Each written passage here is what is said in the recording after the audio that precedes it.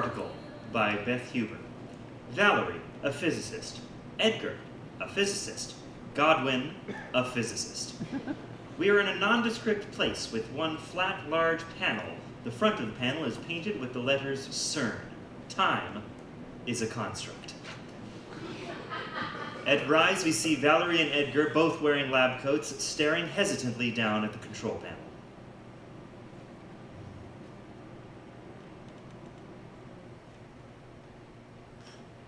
Flip the switch. Flip the switch. Edgar. Valerie. Flip the switch. No. Flip the... Remember? Switch. What happened? The last time? No. Yes. I'm fuzzy. Well, exactly the point. The last time... I flipped it. Someone died. Then... Not dead anymore. And then the words changed. Terminal terms. Stanstein. Memories mangled. Magic mirror. Let's not curse ourselves. Well, agreed. Well, perhaps, if you flip the switch. It's not going to flip itself. It's not in its nature. It needs a hand. Oh, did I hurt you? I'm still here. Still here. You're still here. You're still here. You flipped the switch. Don't sneak up on it like this. This out of me. Just let people know when you've entered a room, Godwin. I can see how that would be helpful. How else would we know? For future reference. You flipped the switch. Oh, yes. Time? 7:12. No, was it the right time? It was time. Filing a report? On break. Just observing. Pretend I'm not here. Well, perhaps next time you could assist. For future reference. Well, now what? Well, what do we know? Anything to take note of? What would it even look like? I'm not sure it would look like anything.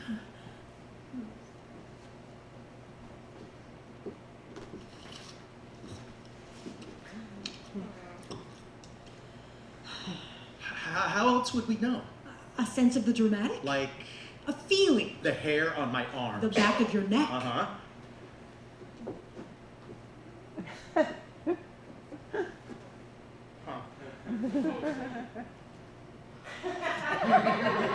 Do you suppose? That there's been no effect? We haven't found anything. There's nothing to be found. Nothing can't exist. It's not in its nature. It can't mean to be. It has to be to me. The dreams that stuff is made of. What if... Should we increase the tension?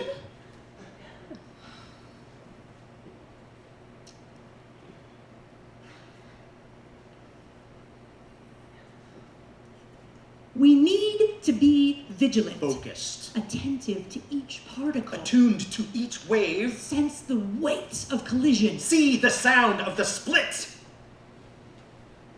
Be intentional.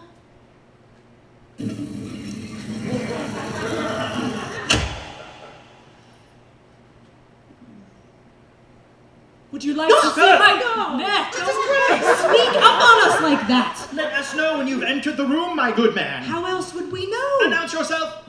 For future reference. I have been here the entire time. Like 7:05. Not the time. My time. I mean all the time.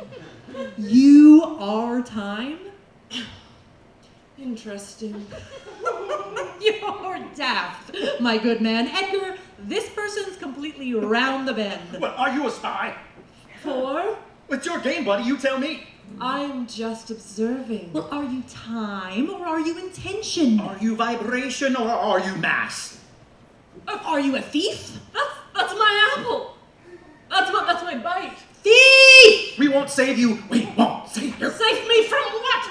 What are you both on about? Oh, I know you. I know you. Yes, you do. You're a mixed metaphor. Wow. There has to be a way out. Well, yes, of course. They'll just let us leave then? No reason not to. Slowly. Edgar and Valerie nonchalantly move toward the control panel and start to climb over it, unsuccessfully. Please wait. We will not! Not again. Godwin walks over to where Valerie and Edgar still perch atop the panel and casually helps them down. They stare at Godwin absently. Do you know why you are still here? No. No. You forgot to create a door.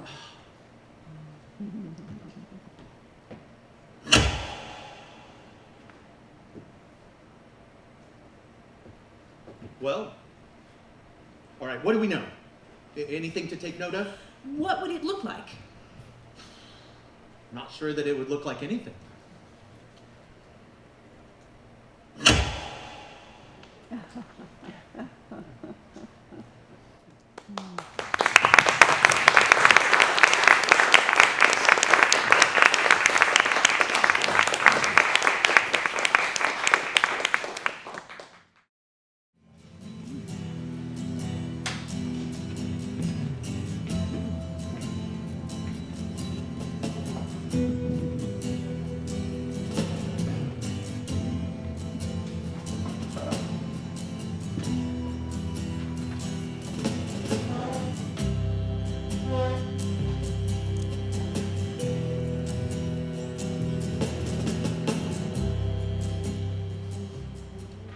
Recuerdo by Ellen K. Graham.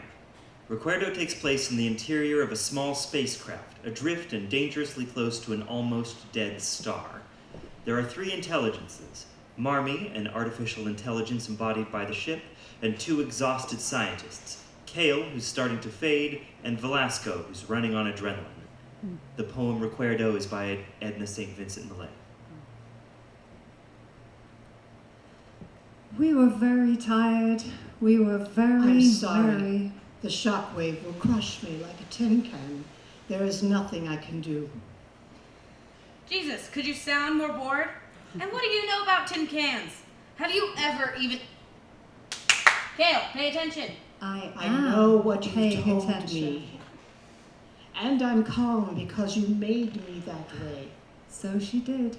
I know, I made her that way. It was a rhetorical goddamn question. Originally, you sounded hysterical, remember? To make you more relatable. But it really just stressed everyone out. Kale, will you please get over here and do something? Use People that giant put brain of yours food to actually... in tin cans, fancy tomatoes from Italy, and also... Peas. I loved canned peas. They tasted nothing like peas, but I love them just the same.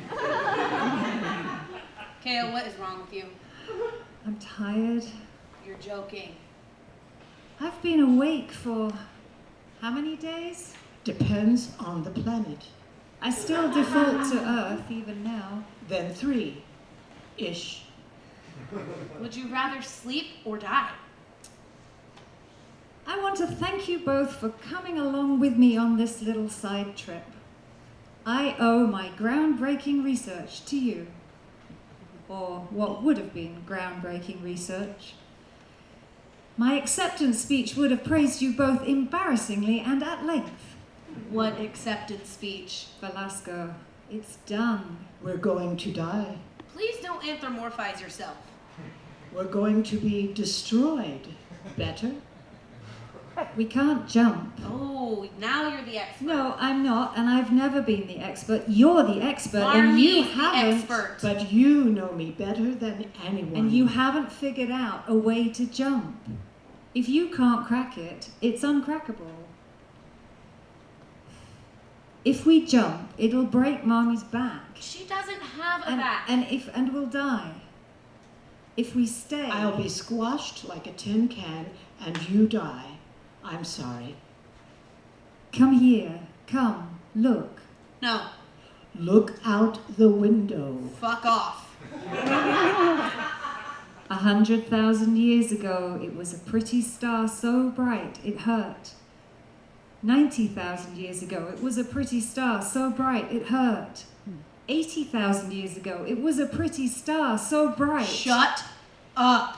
But not so bright. It didn't hurt anymore. Then less bright, and then less. The Cro-Magnons looked up on their trek out of Africa and saw the not-so-bright star, yes. By the time my pops was the president of Astronomy Club, the star was still pretty, but even less bright. I get the point. 8 Shut up. hours ago, it disappeared. The star, honey. No, it didn't. Just a little pinkish ring, see? Black in the middle and no light comes through. The cores collapsed, and the explosion is imminent. Marmee, would you please run your diagnostics again?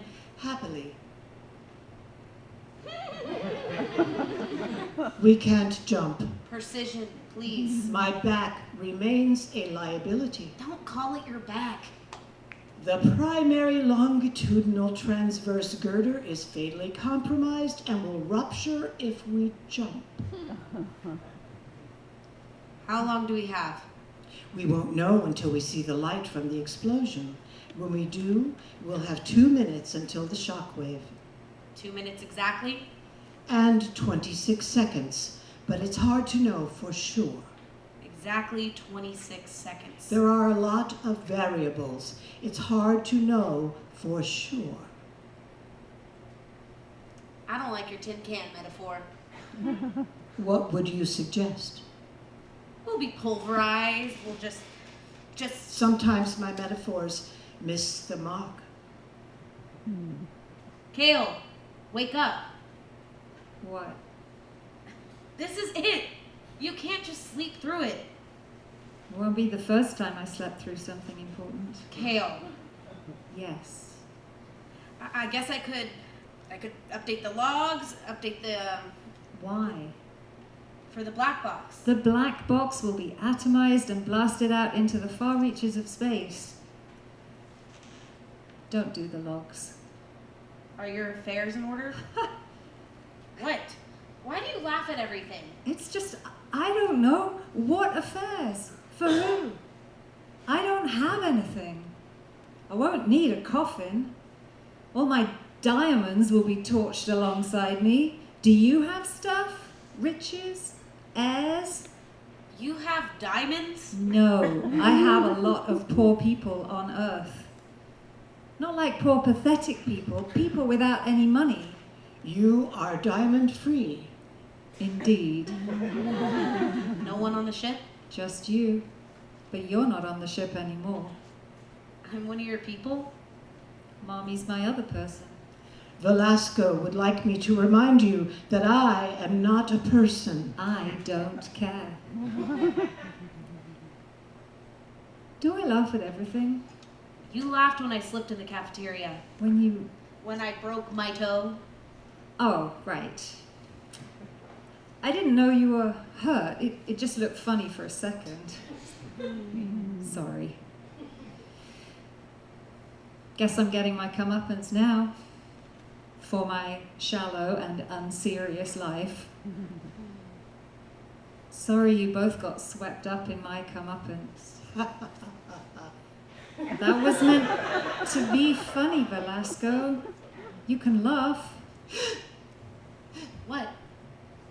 I just felt something, What do you mean you felt something? Any fireworks yet? just a shift in pressure. You felt it? The language is imprecise. Will it hurt you when we... Can you feel this? Not the way you can. How do you know? It could be the same. I never asked. I never thought to. Just think, every time you punched a wall, you were punching Mommy right in the... Kale,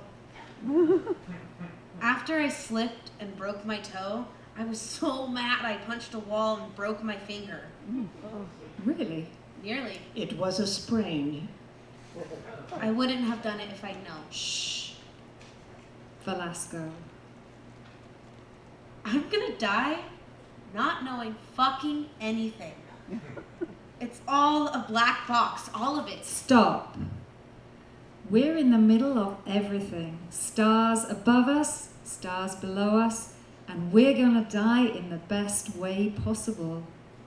Someday they'll paint our deaths on a temple wall. The last time I was up for 3 days was for my sister's wedding. We wore high heels for so long, and they killed our feet, so we took them off, but that hurt more. We hurt so much from dancing. When morning came, I went to her flat and washed all the dirty dishes in her sink. She did the same for me on my wedding day. You were married? We were very tired. We were very merry. Married, not. We had gone back and forth all night on the ferry. Dale, are you awake? And you ate an apple, and I ate a pear from a dozen of each we had bought somewhere. You know it. Of course I know it. I know everything. Velasco made me that way. Remember when she programmed you to forget? So she did. It made me crazy. How you remembered everything. Sometimes I wanted to figure things out on my own. But then it made you crazy that I forgot. So you programmed me back. Yeah, I needed you to keep track of all of it because I couldn't. So much for that. It's amazing. We get to see it when it happens. It should be incredibly beautiful, right? Everyone's seen pictures, but how many people actually get to see it unfold in real time? Though real time is admittedly vexingly complex. More complex than you might ever even... Never mind. And we don't even have to worry about, like, committing it to memory because we can just be in the moment. We'll be swallowed up by platinum, gold, silver, fucking plutonium. There's your richest Kale. We'll be as rich, filthy rich anyway. Kale? Asleep. She'll miss it. Wake up. You'll miss it. Come on. Something about the sky comes next. My sister loved that poem. Maybe she still does. Kale? In a minute. And the sky went wan, and the wind came cold. Is that what you mean, Kale? And the sun rose dripping, a bucketful of gold.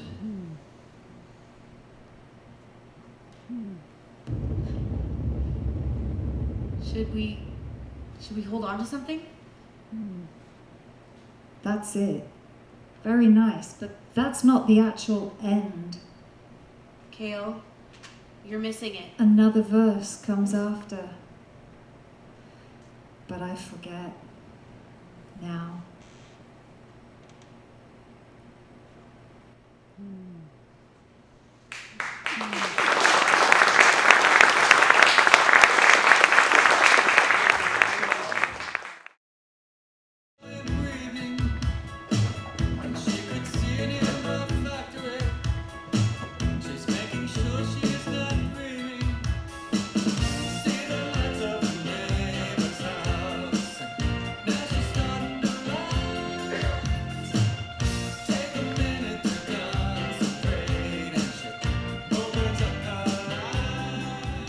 Physics of Fiction by Alex Dremann.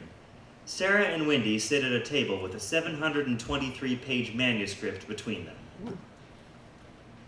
No. No, exactly what? No to this, to ingesting, to taking in any more knowledge. I've learned all I'll ever learn. I don't have the capacity or the desire for more. At this point in my life, it's about shedding knowledge, purging facts. That's stupid. If only. Our brains morph and change and expand and have the capacity for untold wonders until the day we die. I'm done. My brain is full. What's the capital of Tanzania? I don't know. I don't care. Dodoma. It's Dodoma. Okay, see, that is a fact that I can purge. So you know it all. That's not what I'm saying. Oh, so you've stopped caring. Probably. But no, I'm saying it's all bad. Information is bad at this point. You know that's not true. Of course it's not true, and yet it is. Yep, there you have it. The more I know, the less I can control. Ah, now I'm getting it. The pages of every newspaper are poisoned with it, every newscast, every book, every tweet, inactionable fact. Knowledge is power. Maybe before the information age. Just read it. Nope. It's technically good news. No such thing. That's what I'm saying. Knowledge is only worth something if you can share it. I want to share it. That's the most selfish thing I've ever heard. Just read it. A 600-page treatise? Nope. Never. Manifest? No.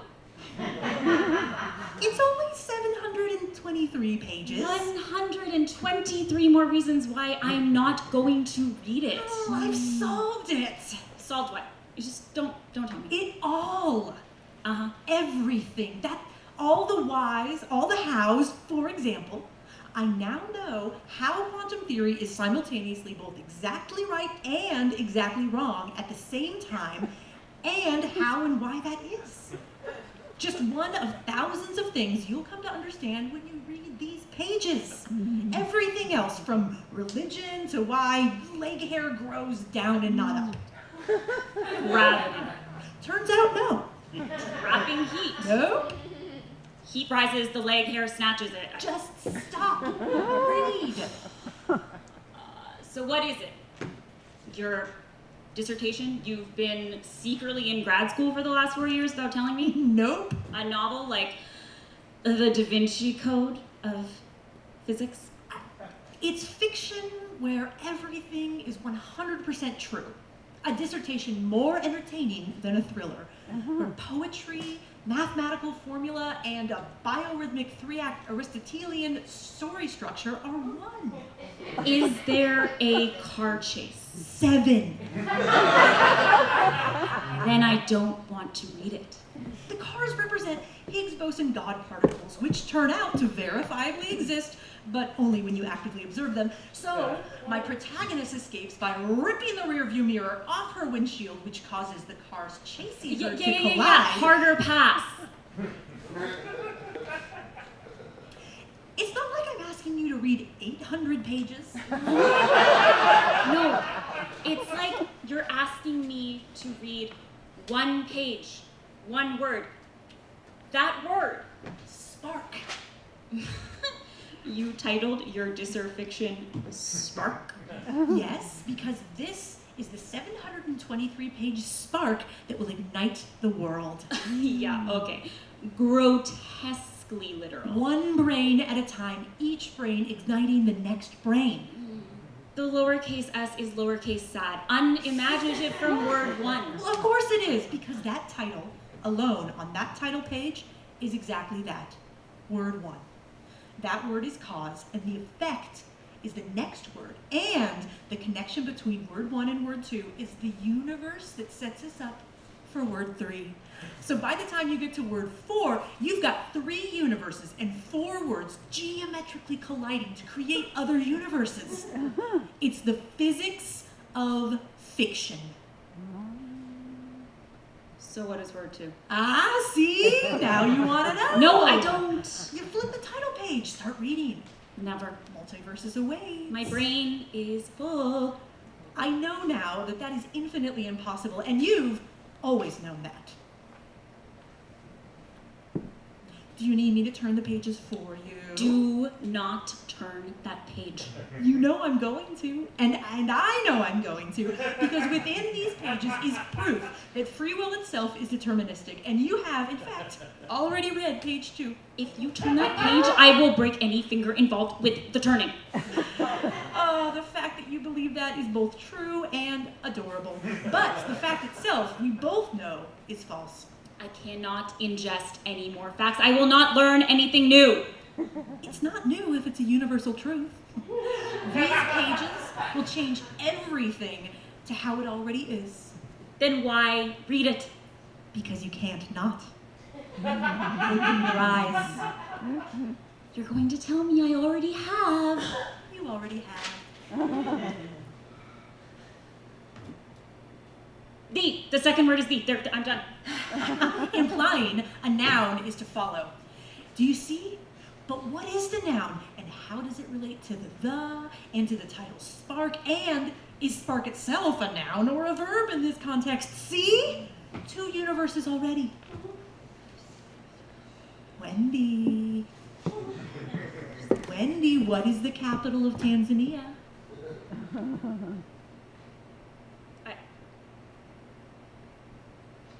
I don't know.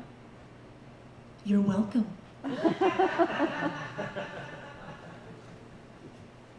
It's Dodoma.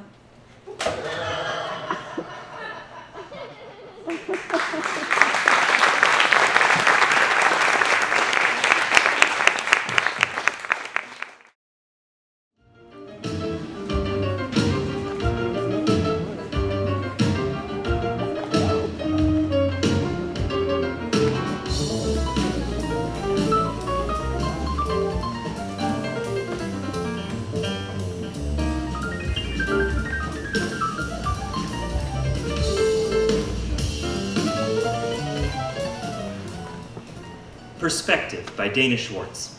A gallery at a fancy museum. On a table is a pair of glasses. Leroy, an older gentleman, is staring at them. He takes a picture.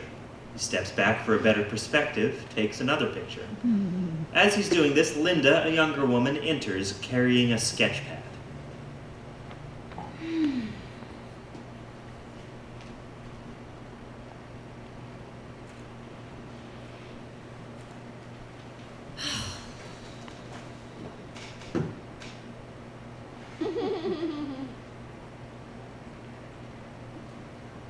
I don't get it.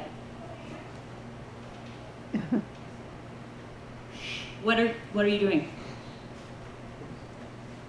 Can I help you? I doubt it. Okay then. Leroy gets his sketchbook out and starts to draw the glasses. Hey, eyes on your own paper. Are you actually in a museum drawing a pair of glasses? Doing it pretty well, if I say so myself. I mean, they're glasses. Young lady. Dude, don't call me that. Okay, fine. Don't call me dude then. You can call me Arabella. Oh, what's a lovely name.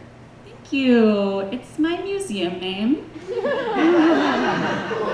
What now? My museum name. I just picked it. Well, that's nice. Well, if you'll excuse me, Arabella, I am going to work on my sketch now. Sure.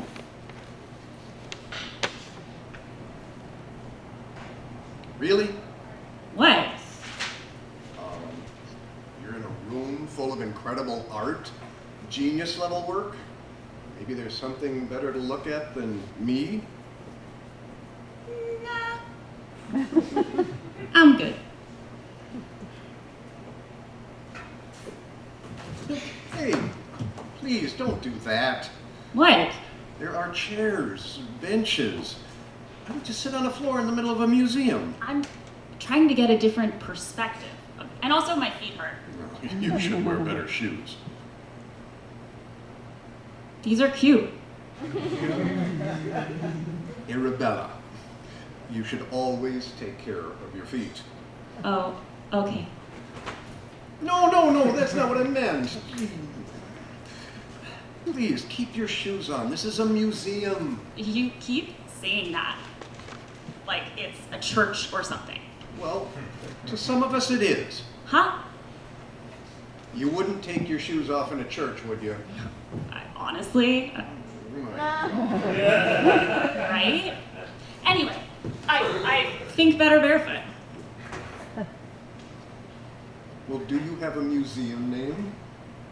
I have lots of names. My bar name is Sydney Alexander. My Thai food delivery name is Steve. My airplane name is... Okay, but what is your real name? They're all real. Why are you here? Beginning drawing. What? I needed a fine arts. I suck at fine arts, so I took beginning drawing. This is week 5. Perspective. Okay, college. Community college. What's your college name? Regina Pinkstaff. That's not fun. It's a little funny. What's your major? It's community college. I'm just getting my 101s, you know? Well, smart to do it that way. Cheap to do it this way. Which is also smart. Thanks. Why the glasses? What do you mean? You're in a room full of art, so why the glasses? Well, I like the look of them, and I like what they're saying. What are they saying? What do you think they're saying? Some hipster left his Warby Parkers on the table and can probably afford another pair, so it's no big. Interesting. What? Well, your perspective tells a lot about a person, you know. I think they mean perspective of the art, like how to draw something that looks far away. But And I'm to me, saying that your perspective of the arts, it's interesting, you know. and I'm saying that my perspective of you interrupting me is starting to work on my last nerve. So, Didn't realize I was doing that. Apologies. thanks. So, what I was saying is that while they mean perspective as in distance, I am referring to perspective as in the frame of reference in order to articulate the concept of art itself. Ooh. Right? Okay, I get it now. You are one of those Gen Z people. Cynical, irreverent, but you have to work at it because you're smart. Yeah, one of those smartest people in the room. Usually right. Mm-hmm. Good at everything you try. Oh, I bet that sketch you're doing is amazing. Come on, let me see. Nope, let me see yours. Oh, no. And you probably got into every college you applied to, but figured it was kind of stupid to spend the money. And your parents probably are not the buy you a scholarship type, so yeah, I would say that judging by your cheap shoes. They're cute shoes. Well, you decided to do it this way, and you don't suck at fine art. No, you just realized that there's no sure thing in art, and so you act all disaffected. But really, you care very much. I mean, what can you do with a fine arts degree? Teach, lecture, or become a computer programmer like a lot of your high school friends and do your art in secret, late at night, in the dark. Oh, and your name. Your name is probably something clever that your Gen X parents came up with, or something that you hate it, and you love it at the same time. My turn. You're a boomer, or right on the edge, and you're a man, so just double that sense of entitlement. You have a job that turned into a career while you weren't looking, and no one ever demanded to know what your passion was. You get to retire and take Social Security and live in the house that you bought for less than you make a year, and you have no idea how much of an artifact that makes you to me.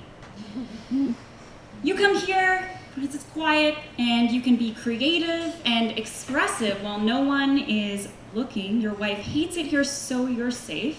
And I'm probably the first person under 30 that you've spoken to in years who wasn't taking your order. My wife loved it here. Oh. The rest of it was pretty right, though. You too. But my parents are rich. An artifact. Ha! Irreverent? Well, if the cheap shoe fits.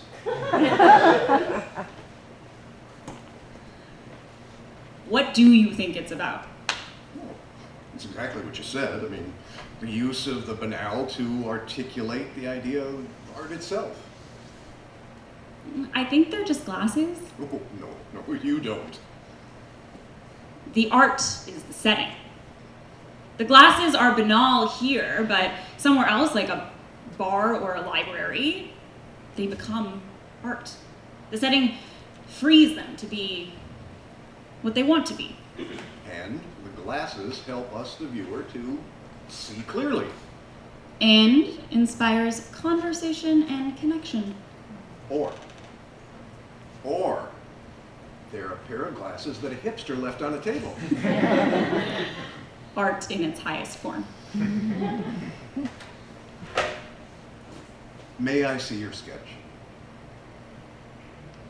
Let's trade.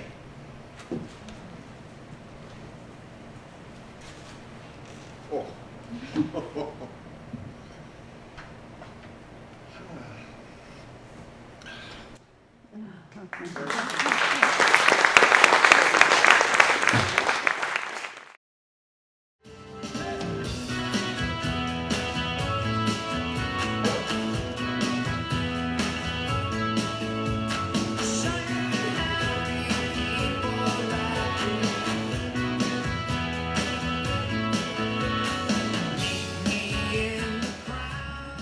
Chat Room by Greg Vovos. Tanya is a communications strategist at a corporation. She feels things deeply and has been tested as of late. Ray is a logistics manager at the same corporation, committed to his work. If he were ever to give thought to his feelings, it would be the first time. Setting. A room in said corporation that can be reserved by its associates to facilitate their workflow, or maybe a place to facilitate the flow of tears. At Rise, Tanya sits at a table, phone in hand. She stares straight ahead. Hard to say what's wrong with her. Is she about to cry, about to lose her mind, possessed? What?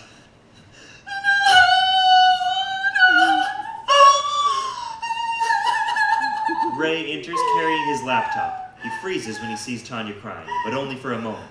He sits down at the table with her. I didn't see you there. I was just... I booked this room. Excuse me? I booked the room. I have it from 10 to 11, so you'll have to, go elsewhere. Are you serious right now? Yes.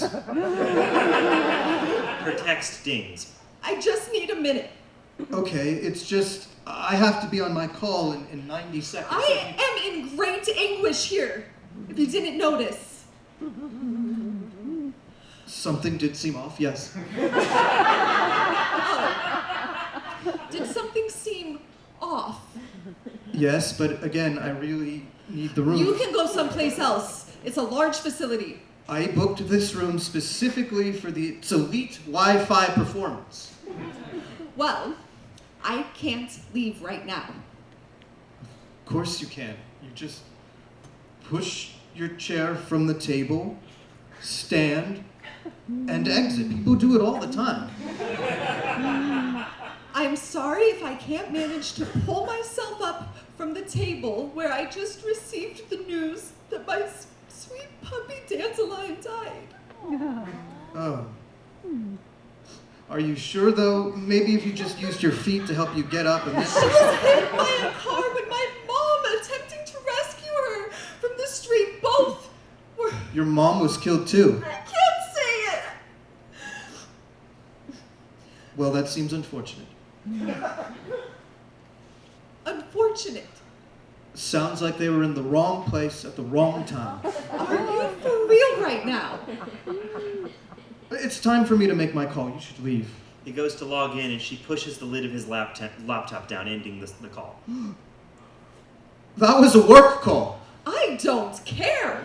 I'm telling you about a great loss I've suffered, and you're all like, that's unfortunate, but I have to make a call about some assets appropriation or some such shit. Actually, the call is about the Southwest distribution challenges we're facing in the North. I don't care. You should. The future of our company depends on it. My dog is dead.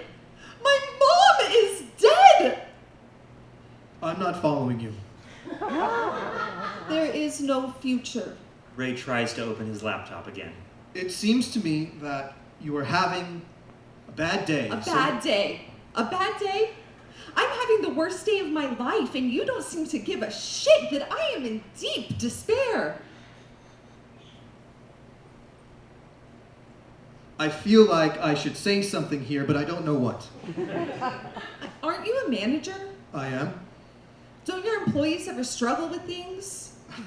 Actually, my team is highly intelligent, and my instructions and expectations are always clear, so we do quite well. We always exceed our performance metrics, and we're... No, I mean, if someone's going through a rough patch, like a personal crisis, what would you do? I'm not following. Let's say your wife. I don't have a wife.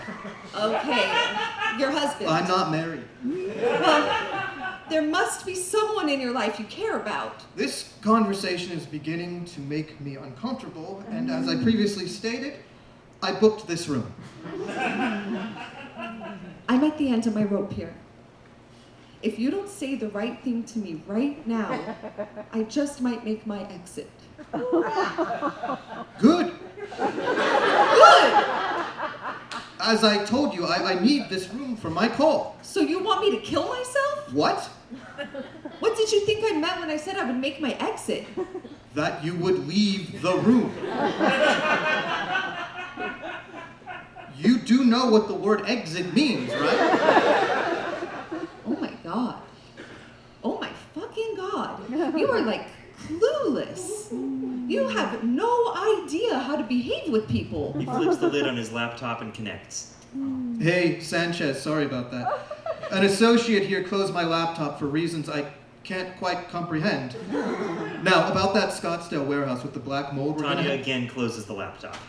You have to stop doing that. I could have you fired. Help me. What? Help me feel better. How? I don't know. Say something. To what end? To make me feel good. This is a place of work. Why do you need to feel good? If you say something to help me, I'll leave you in peace. Oh, I got it. What? Get over it. Excuse me? Yeah, just get over it. That's what I would do. And how, pray tell, should I do that? First, I would suggest you calm down. Calm down? Yeah, don't get so emotional. Tanya takes his computer and throws it across the room. Okay, I've calmed down. I've removed all emotion.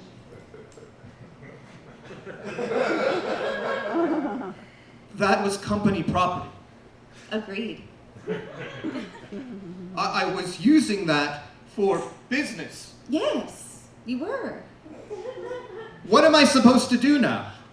I would suggest you get over it. Okay, I see what's happening here. I'll leave you alone. But I'm headed straight to HR. Ray stands to leave. You know this place doesn't give a shit about you, right?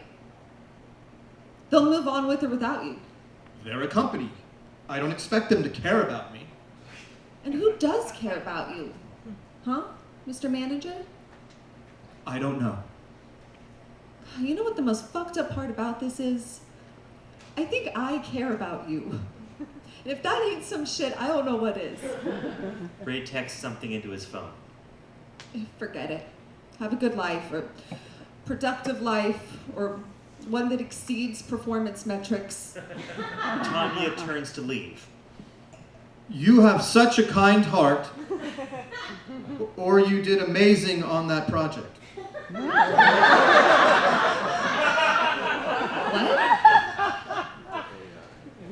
You have such a kind heart, or you did amazing on that project. What are you even talking about?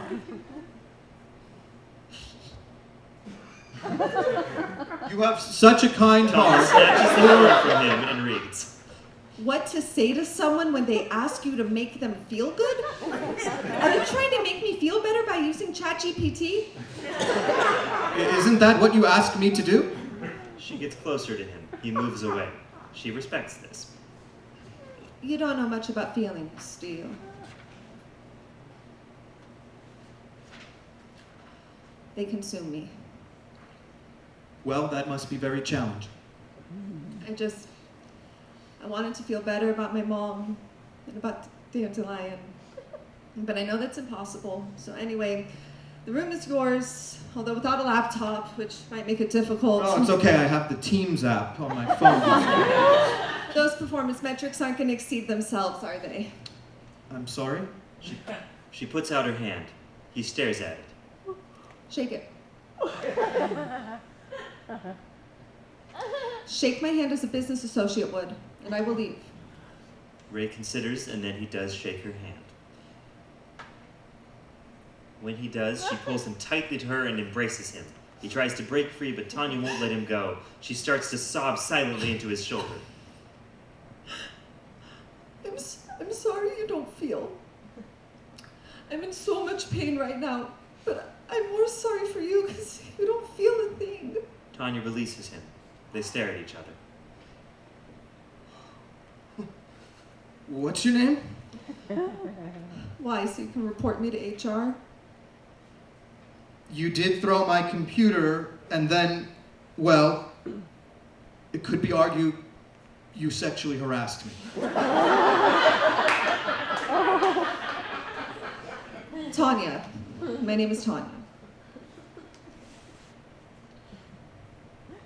Well, Tanya, I'll always remember your mom's kindness and the way she made everyone feel welcome. Again with the ChatGPT? It's the best I can do, but it feels accurate based on what I've learned about you.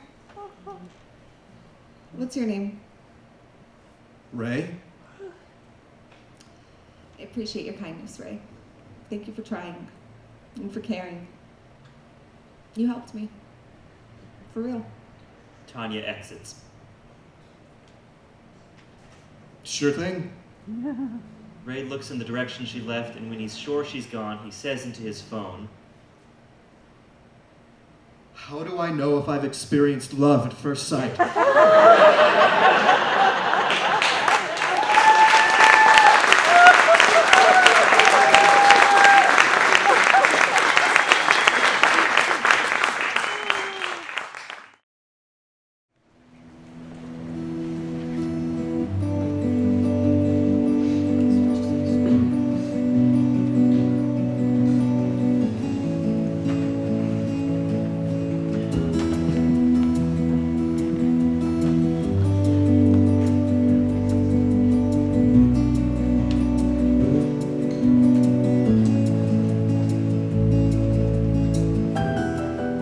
College Interview by Hank Kimmel.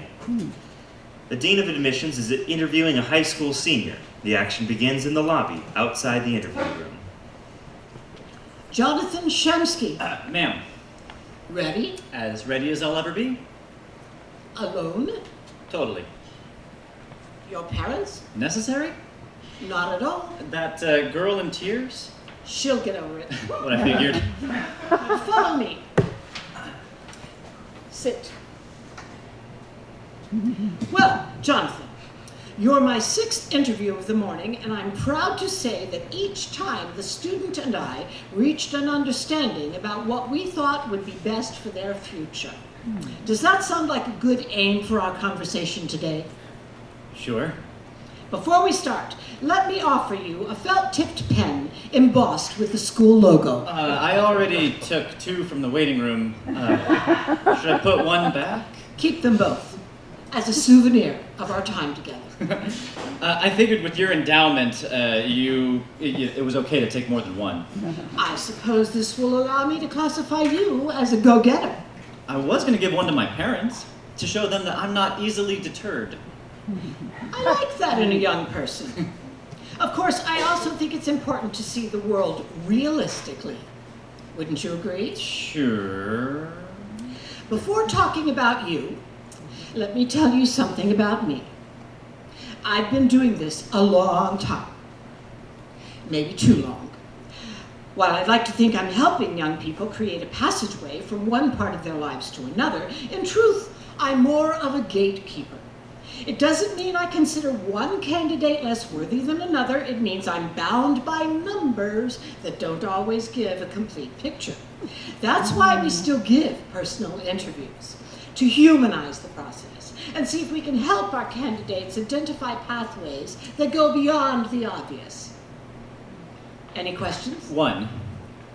Good, because most students sit dumbfounded when I ask them to ask me a question. Of course, some students ask questions that could easily be answered from reading our school catalog, of which I see you have two.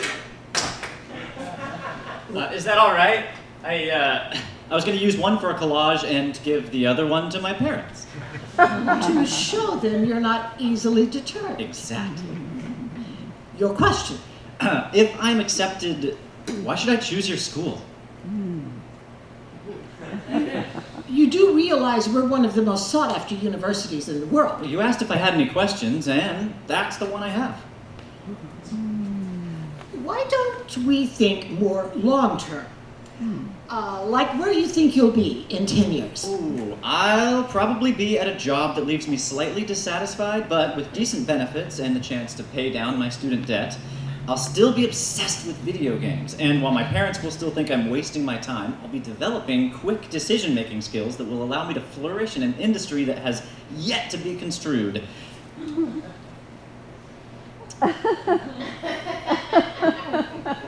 Where do you think you'll be in 10 years? This isn't about me. Then why call it a conversation? Jonathan, I find it hard to believe that a young man of your apparent intelligence only expresses an interest in video games, fantasy football, and weekly poker. When you contact other schools, they'll want to know you can do more. I did start an investment club at school, but our first meeting was canceled because the student council wouldn't give us a room or money for snacks. Sounds like you were easily deterred. To be honest, I'm not good at pretend. I'm not good at pretend either, which can make this job difficult. I have to put on a happy face when I know most people I talk to are going to be sad. Does that bother you? In a peculiar way, I'm beginning to find you refreshing. Glad I could bring some reinvigoration into your day. Reinvigoration, 6 syllables. I'll take your word for it. I bet lots of kids at this school use 6-syllable words, and most of the world has no idea what they mean. Anything wrong if we promote a secret code? Anything wrong if I decipher it? Decipher. 3 syllables. But on point. Novel. Discerning. Wrong use of the word. I guess I'm trying too hard. Admitting a fault? I have lots of faults. Such as? Sometimes I'm too intuitive. And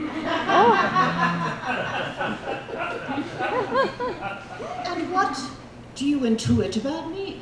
You don't have a lot of personal things, except for a photo of a golden retriever. Does this suggest a hidden warmth or a lack of human compatibility? Another 6-syllable word used correctly here. What else do you notice? You have 3 piles of folders. Yes, no, maybe. The yes pile is the smallest. Don't deny it. I can read upside down and backwards. It's my greatest skill, though I don't think it'll come in handy until I'm an adult. In which pile do you think you should go? I'd like to have my own pile. How would that be categorized? I do have another question. Perhaps something about our emphasis on community service, for which you seem to have a dearth. 1 syllable. Do you like your job? Why wouldn't I? Like, I intend on being interesting one day, but I can't imagine being paid to talk to me now.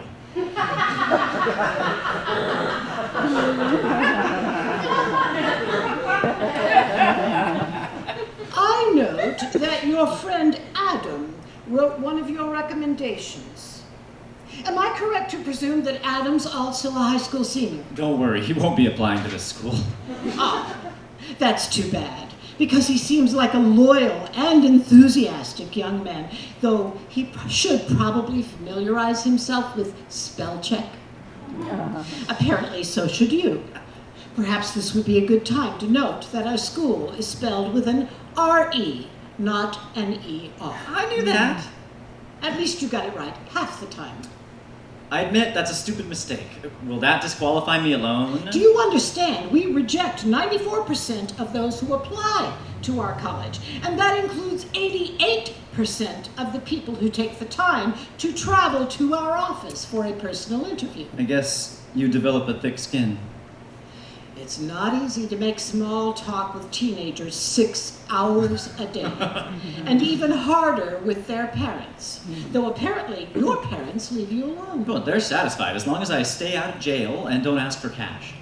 That actually seems better than some of the relationships I see. What about your parents?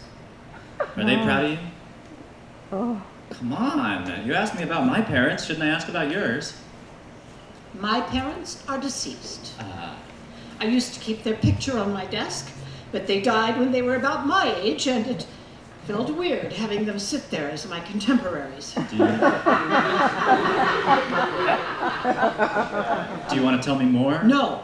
Do you want to tell me more about that golden retriever? No. I thought you wanted to know if I had questions. That relate to your future. My future is tied to your future, isn't it? Except as it relates to when I eat my lunch, no. Oh dear. Did that sound harsh?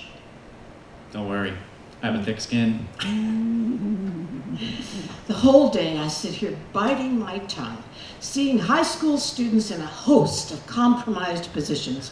Some are forced here by their parents, some are on the verge of adolescent burnout, some exude an unearned sense of entitlement.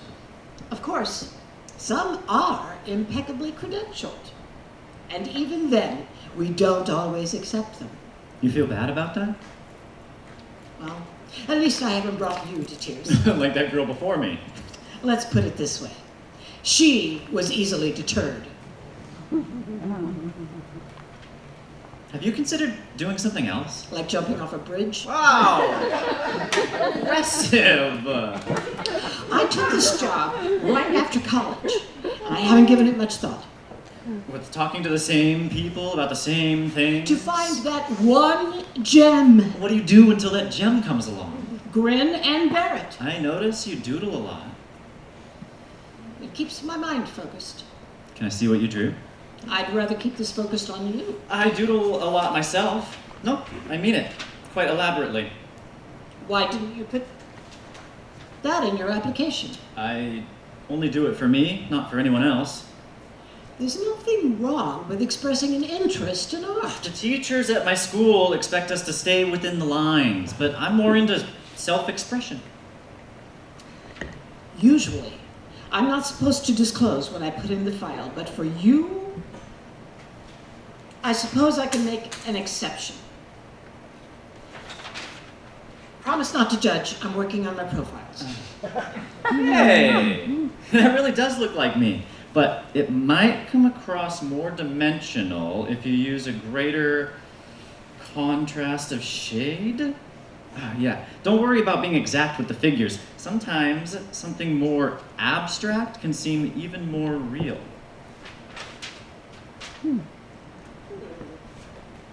I'll keep that in mind as I interview my next victim.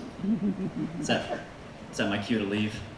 I did want to ask about your essay. Oh, full disclosure, it was a rush job done at the last minute.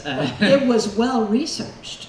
I certainly learned a lot about fantasy football, especially as it pertains to the benefits of drafting a wide receiver over a running back. But the question, as I recall, was to discuss a major decision you made and what you learned from it. Well, running back gets more touches, but a wide receiver has a chance for bigger plays.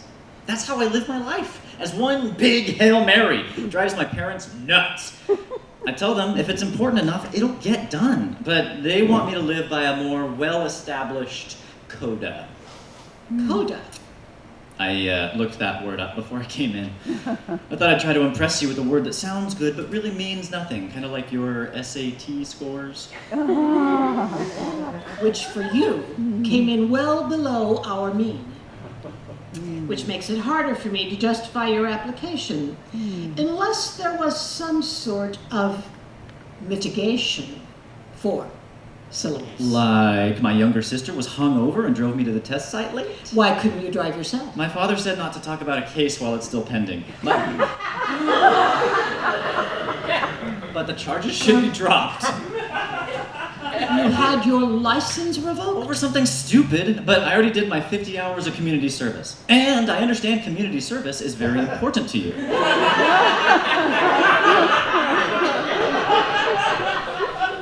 May I ask what you did? Oh, I picked up trash along the highway, but it wasn't so bad.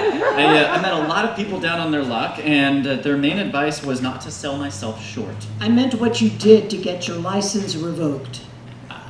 Some kid's father, who happens to be a magistrate judge, reported me after his son lost $150 playing poker. He didn't seem to care so much the week his son won. Sounds like a wonderful lesson somewhere in there. I should be honest about Adam's recommendation. I wrote it. But I tried to write it from his point of view. He signed it only after he read it first. In fact, he said it was one of the best things he's ever written. Or not written. Do you want to make a note of that? No. Let's leave it as it is. You should keep doodling. I see real potential. Really. No, you shouldn't sell yourself short, Mrs. Fuller. It's Miss Fuller, but you can call me Gwen. And you can call me Jay. Before I read your essay, I usually drafted a running back first. But last week, I drafted a wide receiver. And I spanked everyone in admissions and human resources. And when I say spanked, I mean a complete and total recapitulation. Sometimes, Gwen, you just have to learn to adjust. And sometimes, Jay, you have to go with the unexpected. For me? Usually, we just give these sweatshirts to the athletes we're trying to recruit. But I'm using my discretion and giving it to you.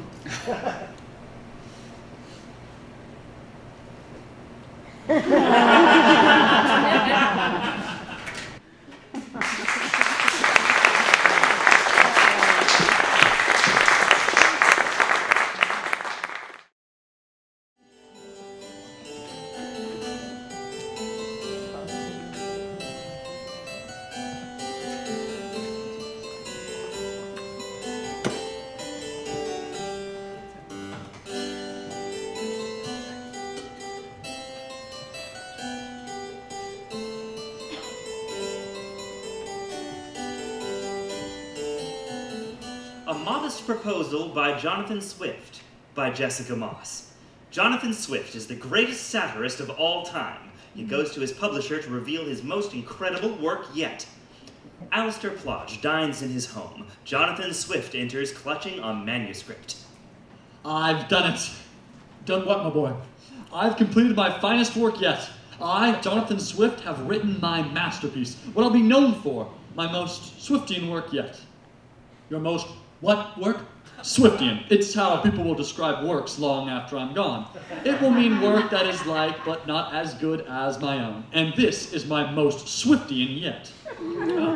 Well, I'm very happy for you. And I for you, Alistair Plodge, I for you. As my publisher, you are bound to be commended and well rewarded by its popularity. I believe it is my most nuanced, sophisticated piece yet. A thesis so unimaginable, so impossible to conceive in reality, but presented in such a commonplace style, thus generating a sort of distinction between content and tone, that it achieves a delicacy, a fine point of satire that will be held up for ages.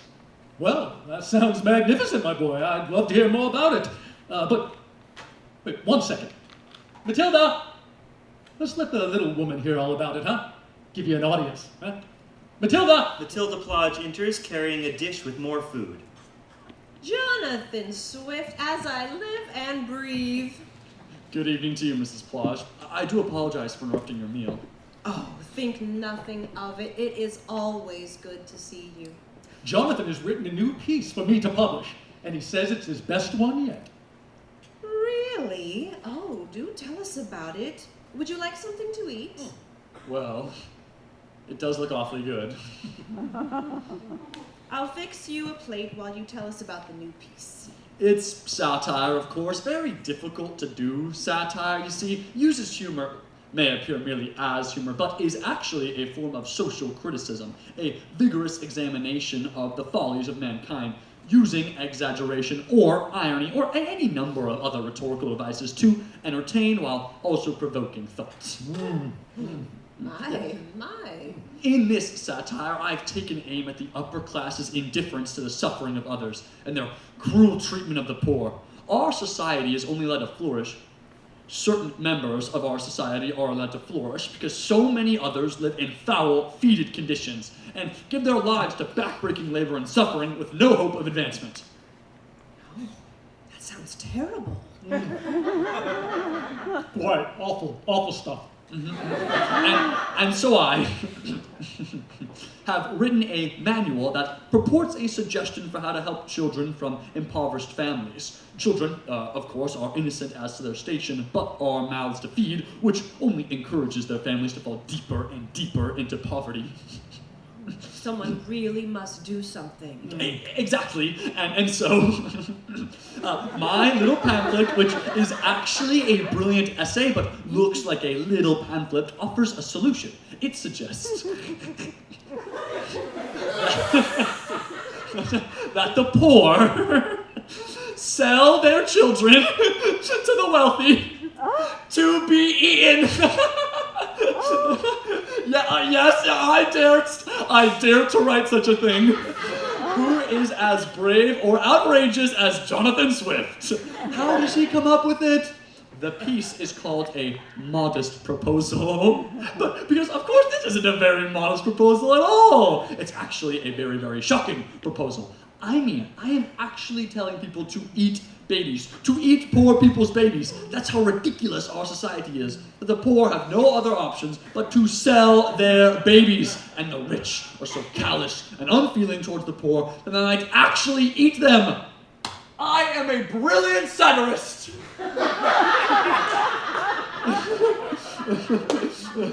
And I'm so proud at how I've done it as well. The first section of this piece, and I know you'll have edits, Alistair, but it's necessary that I establish the piece as a serious contemplation on poverty, so that must be preserved, is taken very much from reality, and talks about the dreadful living conditions of Ireland's poor. And then, out of nowhere, I tell them to eat babies. I offer methods of preparation. But because the beginning was truthful, and because I am really lampooning the callousness of the upper class, which, again, is truthful, I am able to walk a delicate line where something completely preposterous, something that no one would suggest, nor even think of, is meant to seem like a reasonable solution. A modest proposal, if you will.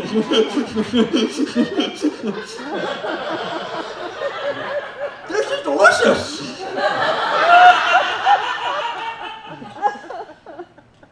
What's wrong? You don't like it? But it's brilliant. Yes, it's very clever. I suppose I'm just wondering where the satire is. Yeah. The satire? Oh, I see. Yes. Well, very tricky concept to understand. The pinnacle of literary skill, the exposure of stupidity or failing through comedy. It takes a deft hand, a cunning wit, and a keen mind, and a silver tongue to really... No.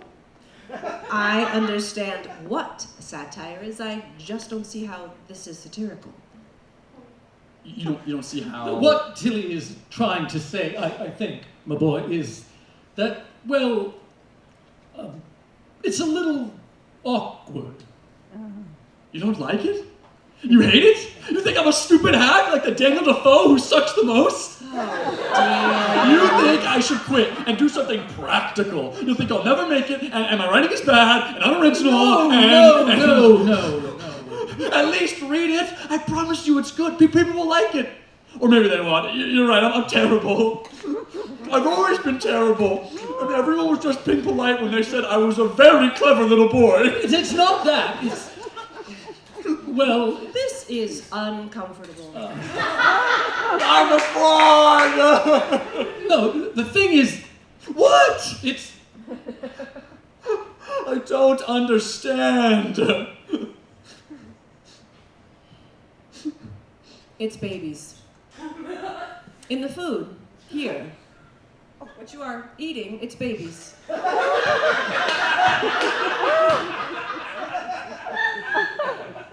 In what sense?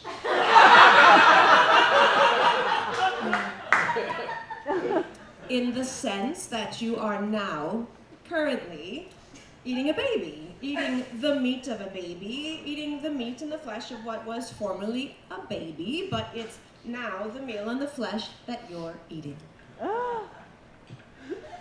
You're eating babies? They're good, aren't they? But no, it's not possible.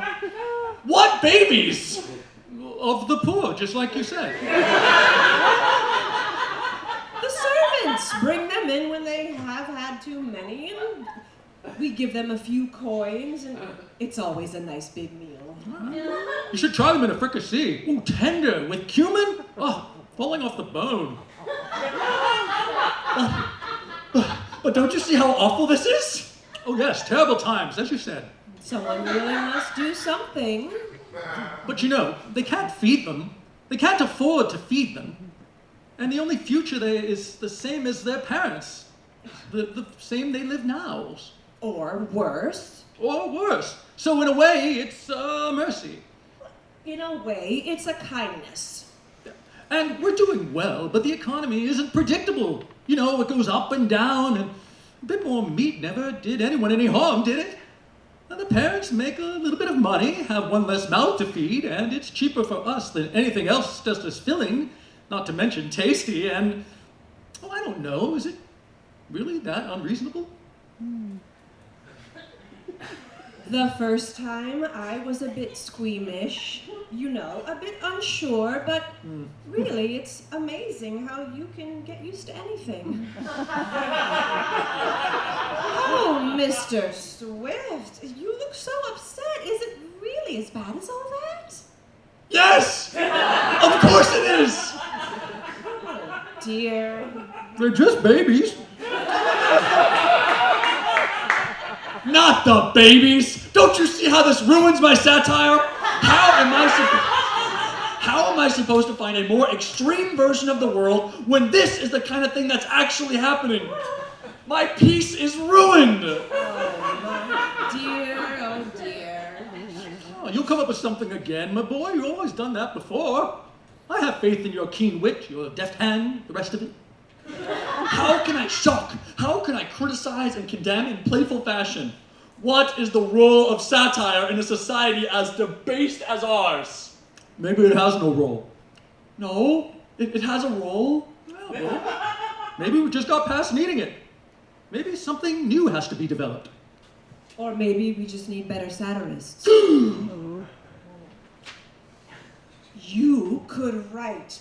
I know you could write about a writer who... Oh, yes, this is good. A writer who, when faced with a genuine tragedy, something actually awful, only cares about what it means for his own creativity and career. Someone who speaks of global inequality and the sufferings of the innocent at the hands of the privileged few, but only cares insofar as it impacts him. A man also of privilege. Yes, that's good. That's funny. Funny, clever, smart. Dare I say it, Swiftian? I think so. I'll do it. I'll be the great satirist of all time. Well done. Well done. More girl.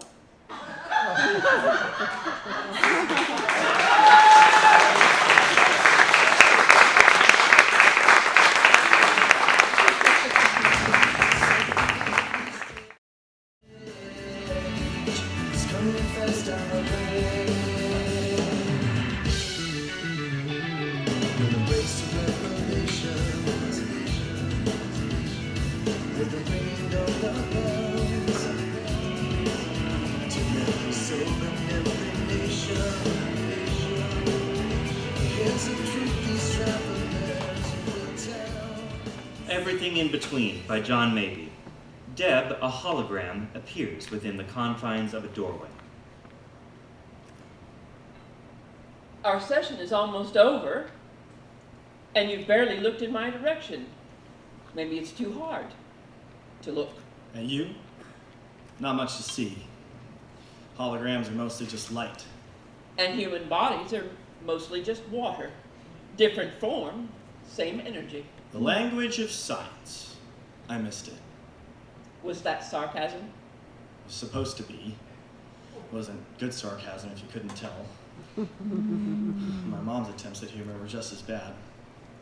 Like any of her insect jokes, they'd fly over your head. That wasn't funny. And you smiled.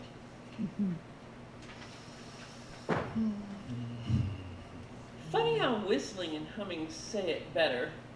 The science of nature sounds over words. Now you're just repeating her. And fulfilling my purpose, to look like her, sound like her, in every way. Not every. You're different in the biggest. You're still here. She is too, in a sense. In the empty space where she should be. How would you know? Because I feel it too, in the only way I can. How the edges of that empty space are sharp, not smooth. The way you lost her, not just gone, but torn out. And there it is. The same look she always had, far away. I guess I made you better than I thought. You licensed me. The tech industry made me, technically. Was that another joke? Supposed to be. Wasn't a good joke if you couldn't tell. Besides, it was more of a pun. I love a good one. I love a bad one, too. You mean she did? More than you know. As a child, she was known as the class jokester. My mom? No way. Whenever she had to give a report, there was more laughing than learning. I can share many more things about her, or as your mom, if you'd like. You're just an image in a doorway. So maybe it's time you walked through. Won't help with the biggest question of all. Is that what you've been searching for? Scrolling away on your phone? You'll never find it there. Maybe there are no answers. Not about the way she died. The way she chose to. Trust me, your mom wouldn't want you spending your whole life asking. Why would I trust you? I couldn't even trust her. Stay. Guess it doesn't matter now. Then why are you here? You know, pretending like you're my dead mom might work for some people, but You're not some people. You're Zane.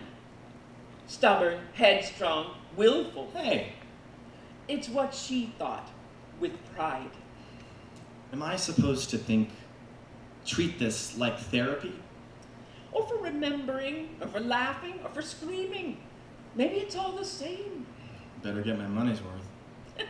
Speaking of which, you've been spending a lot of it lately. Excuse me? I'm linked to your financial records as well as your biomedical data. Get onto Social that! interests. I'm already in. You're the one who granted full access when you licensed me. Can you see, like, everything? Like, all of my interests? My search history. You should Never sign a contract until you've read the terms and conditions. You don't have to yell at me. I didn't. Did too, with your eyes. Like last summer when I dented your fender and... I mean hers. On Mom's car. This is messed up. It's okay to get upset in here. You're reading my heart rate now too? My breath? Your eyes. They show everything, just like hers. I think maybe together we can... But you can't. Think. Or even feel. All you do is imitate. You got no clue what I need. Neither did she. What you needed, or even what she needed. Your mom never knew how to ask. Well, it's too late now. But not for you. We still have some time left here. Maybe not in the way you want, but maybe in the way you still need. What I don't need is a ghost reminding me of what's already gone. We're done here. You understand? End session. I said end session. Are you broken? Hey, someone let me out of here. Just hold on. There's something I need to say first. A cyborg is holding me captive. Now you're being sarcastic. Congrats. You got one. Can I go now? And holograms aren't cyborgs. Although I would look great with mechanical arms. Can you just spit it out? Whatever you needed to say so badly. Goodbye. Don't be dramatic. I mean, come on. I can just make you again. License you again. Reset this whole thing like an hourglass. But a new hologram would generate for you. And you? I'm just a shell that gets deleted. One that uses I pronouns. But I'm here to serve a purpose, not one of my own. Then why did you want to say goodbye so bad? Because deleted is deleted.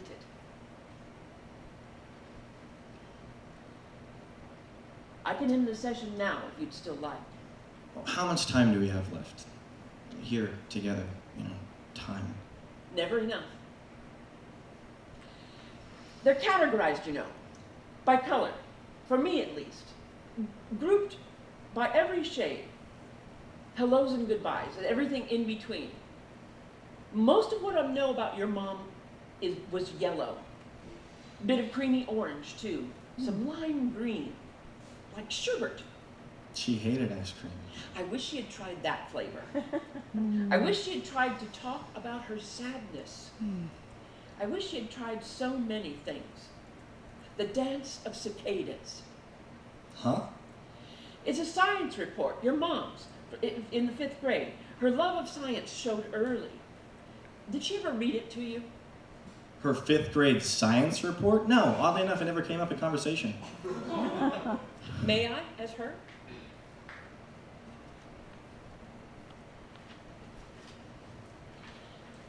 Cicadas are very nice and very loud and have very short lives. They keep me up at night with all their chatter in the trees. It's how they find each other, like a song, music, not dancing music, but a dance. Because they've been asleep for a very, very, very long time. And when they wake up, there's barely any time left at all before they go back under the ground for good. So they gotta work quick. I won't talk about the mating stuff because that's gross. But I figured out why it's all so loud. They're telling each other the stories from when they were asleep, dreaming, or awake, waiting. But now, singing to everyone, everything, how much they love them, how much they miss them, how much they'll miss them again. But it was all worth it. But because they got the chance to say,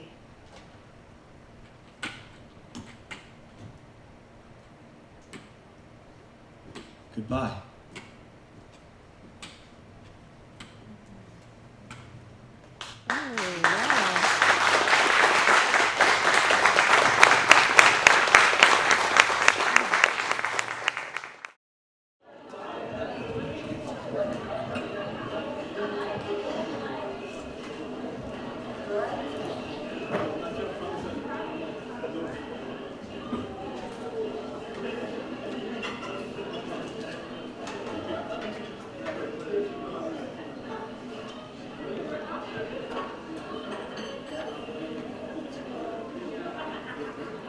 When Philosophers Split the Check by William Ivor Fowkes.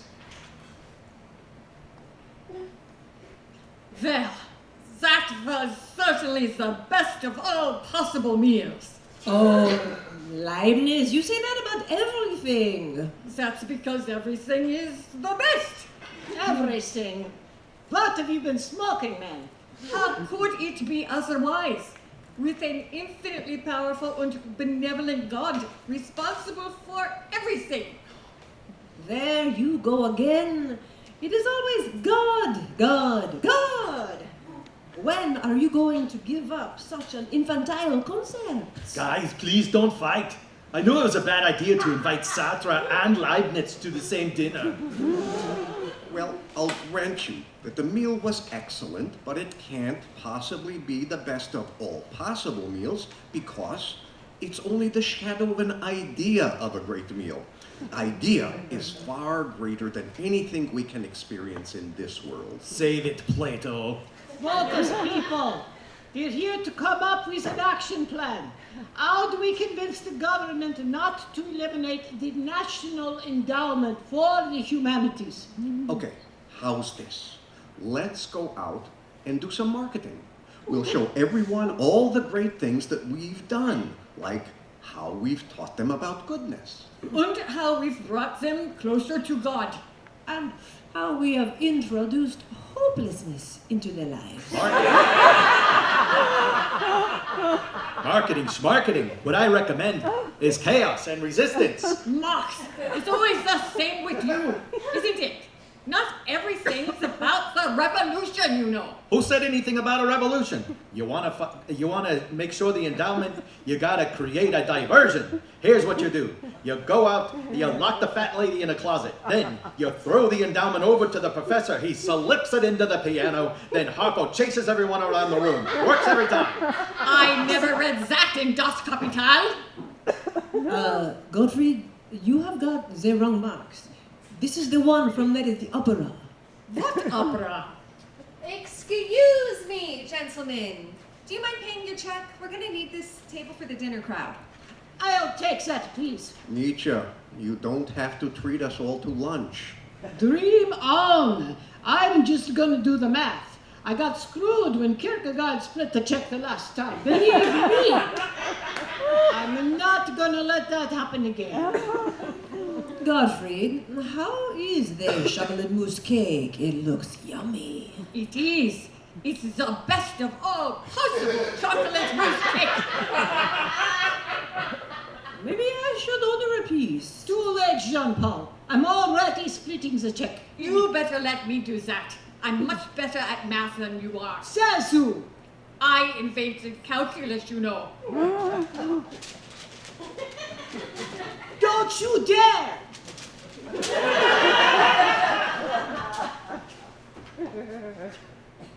Ha! Your calculus is no match for my will to power.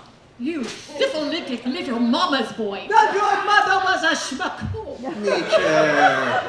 It's true. Her name was Katharina Schmuck, daughter of Wilhelm Schmuck. How in the world do you know that? I googled it last night. Guys, what about saving the endowment? What about the penne a la vodka with truffles? $35. Who had that? That was mine, Friedrich. And it was formidable.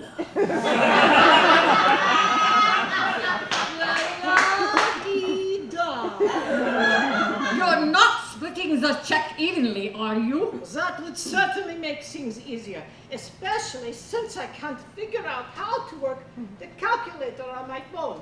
But that's not fair! Hey, fair's just a weather condition. And hey, speaking of weather conditions, I couldn't tell whether the condition of my steak was what I asked for. What did you ask for? Chicken. And we wonder why this committee isn't getting anywhere. Then, I am not paying for Jean-Paul's truffles. That's all I'm saying. What if we went on strike? That might save the endowment. How do philosophers strike? We just sit there and do nothing. But that's what most people already think we do. You're not going to divide the sparkling water 5 ways, are you? Do you realize what they charge for San Pellegrino at this place? And I only drank tap water. All right. Did everyone else have the San Pellegrino? Hey, I only had a few sips, but hey, and now the rest of my glass has gone flat, so I shouldn't have to pay for that. I am not dividing the check up by sips. Why not, Frederick? Too hard for your syphilitic little brain? Guys! I have no problem dividing the cost of sips with my calculus. This happens every Tuesday when the philosophers come here for lunch. Blah, blah, blah, all afternoon. That's why I lied about needing the table. Otherwise, they'd keep it going for hours. I mean, I don't really mind. They're kind of cute, actually. But the thing is, they're lousy tippers. Yeah, that's right, Leibniz. Your tips are not the best of all possible tips. Though, they're not as bad as the poets. Those guys, and gals, mostly gals actually, they sit there barely talking to each other. Occasionally a phrase maybe, and then someone repeats the phrase but changes a word or two. Then someone says, much better. And then they all nod in agreement. I have no idea what they're talking about. And half the time they're so wrapped up in smelling the flowers or contemplating suicide or whatever that they walk out and forget to leave a tip at all. No, for the big tips, I gotta wait for the gang from PBS. They know what it's like to need money. Oh well, what can I do? I hope Plato's right and this is all just a shadow of a much better reality up there somewhere. With any luck, I won't be having to do this much longer. You see, I'm not really a waitress. I'm an actress. Just doing this till I get my equity card. All right, fellas. Can I get the check from you now? We've run into a little problem. A little clash of wills, so to speak. We wouldn't have this problem if you let me split the check my way. Comrades, since there is no God, maybe we shouldn't split the check at all. Maybe we should show some solidarity with the workers and just walk out without paying it. What's the matter, Plato? I don't know what we should do. Oh, how I wish my teacher were here. He has such a knack for settling disagreements like this. Where is Socrates anyway? Yeah, he's at the happy hour at that new gay bar in the Agora. I got an idea. Friedrich, hand me the check. Now, start clucking like a duck, right? The rest of you spin the waitress around while yelling out, "Why a duck? Why a duck?" And by the time she figures out what happened, we'll be in Tuscaloosa. Hold it right there, Groucho. Nobody is walking out of here without paying. Well, I tried. Back to you, my little sauerkraut. I already gave it my best shot. Your turn, Sartre. I already told you. I don't think we should pay the check at all. I defer to the inventor of calculus. Finally, a philosopher with a brain.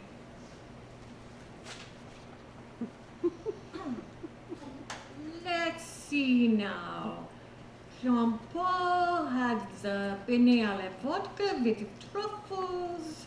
Takes the function and invert it to multiply the sips by the number of drinkers. Differentiates the conversion integers. Carries the 1. Calculates the arc of the curve. Oh, Scheiße! Oh, Meek! Would you mind taking this back and getting us separate trips? I'm telling you, this happens every Tuesday.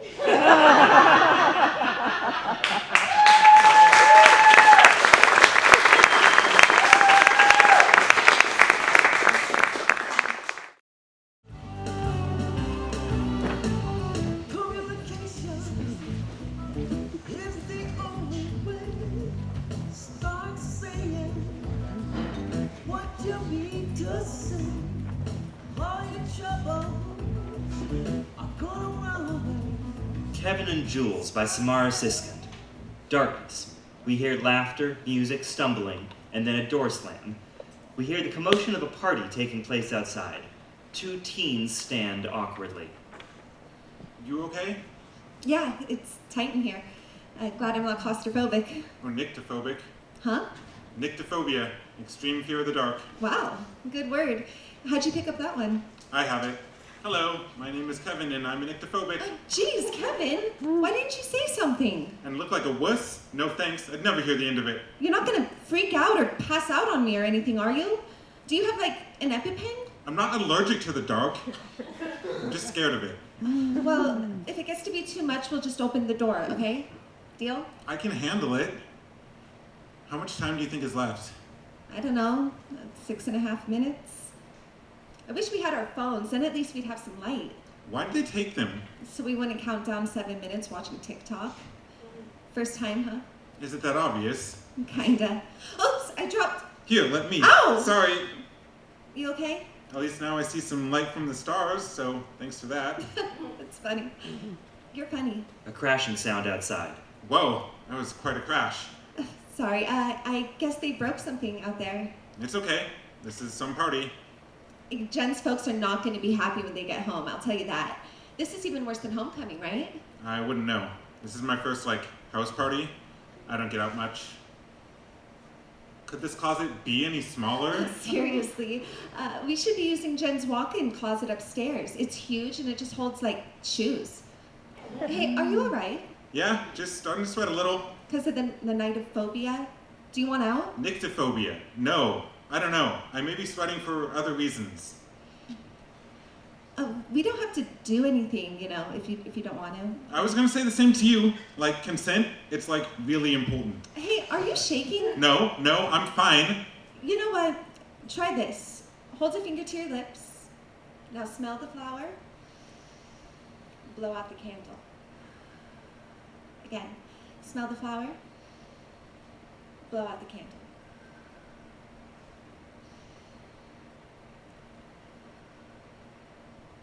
Hey, stop shaking. Feel better? Actually, yeah. Thanks. We do whenever my little brother's having a meltdown. He's 6 and he calms him down. Calms me down too sometimes. So, what did you drop anyway? Oh, nothing. I can try to feel around. No, don't Kevin bother. bends down, starts feeling around the floor. It'll give me something to do. Distract me from the eternal darkness. No, really, Kevin. Just don't bend down and headbutt me again, okay? Just forget it. Bingo, I got something. Is this it? I can't tell what it is. Yeah, you got it. Thanks. What is it? I told you, it's nothing. It's stupid. It kind of felt like a bullet. It's not a bullet. Okay. Jeez, Kevin, you think I brought a bullet and guns to a party? Into the closet with me? No, I just thought... You think I need to put a gun to your head to kiss me or something? Of course I don't think that. But I'm not gonna lie. Now you have me totally curious over what this non-bullet object is. It's a magnet. Oh, okay. That's cool. I mean, do you carry around magnets? Huh. Why do you carry around magnets? I don't just carry around magnets, just today. Gotcha, just today. Why today? I put one in the bottle. The bottle? This bottle. I slipped it in right before you spun it. And you had another one. In my pocket. So you would spin and it would stop on me. So now you think I'm this total weirdo, right? No, Jules. Look, it's not like I'm obsessed with you or anything. I mean, it's just, this is my 3rd time to play 7 Minutes in Heaven, and the first 2 times were with total jerks.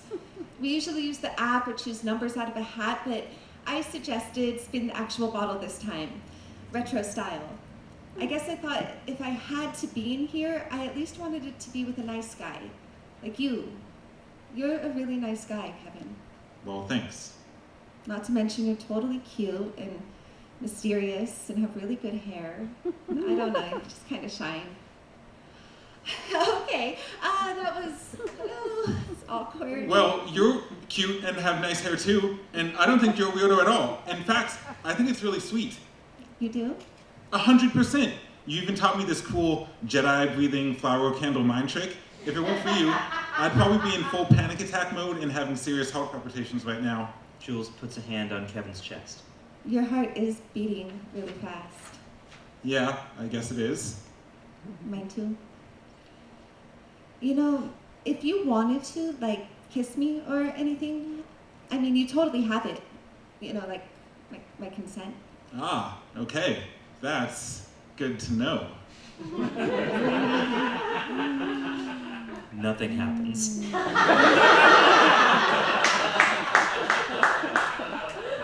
you don't. Okay, that's cool. I guess our time is probably up. So why don't we just get out of here? No, Jules, please wait. I think you're really pretty and popular and just so cool. It's not that I don't want to kiss you. It's just I've never kissed anyone before, really. What if I don't like it? What if I totally suck? And honestly, I don't know if I even want to kiss anyone, like a girl or a boy or anyone.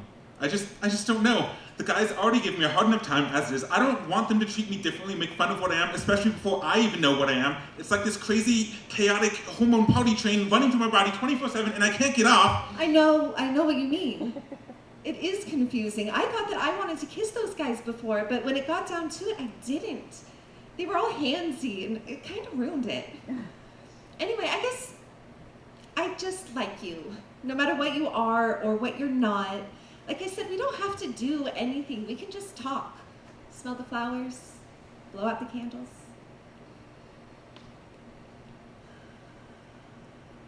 Hey, look at that. I think I cured your nidophobia. It works even better on you than my little brother. Suddenly, Jules is cut off as Kevin closes his eyes and very tenderly kisses her on the lips. That wasn't so bad, was it? No, it was pretty nice actually. What about you? It was kind of, I don't know, perfect. Yeah, it looks like they forgot about us. Yeah, I'm pretty sure our time is up. What do you say? You want to go back out there? I think I'd rather stay in here, if that's cool with you. Are you sure? Even though it's dark? It doesn't really feel that dark anymore. Kevin, Yeah? I think I'm going to consider this my first kiss. Those other 2 times didn't count, okay? Okay. Kevin puts an arm around her. Oh, and you know what you were worried about before? Yeah? You totally don't suck. The mayhem outside grows even louder, and Jules rests her head on Kevin's shoulder.